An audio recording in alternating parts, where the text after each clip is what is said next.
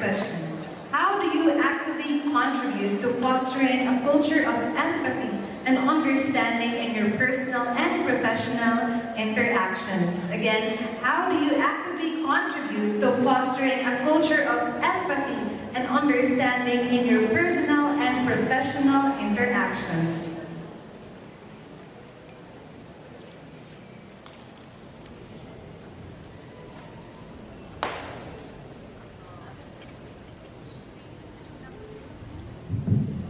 Thank you so much.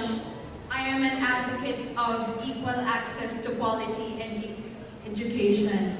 And I believe that fostering empathy, fostering the culture of empathy is something that I would want to instill in every people that is watching right now. Because we could not live in the society that we've been longing for if we don't empathize to each and everyone in our world.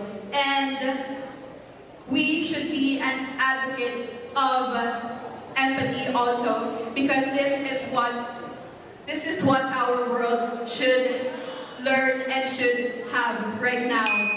Thank you.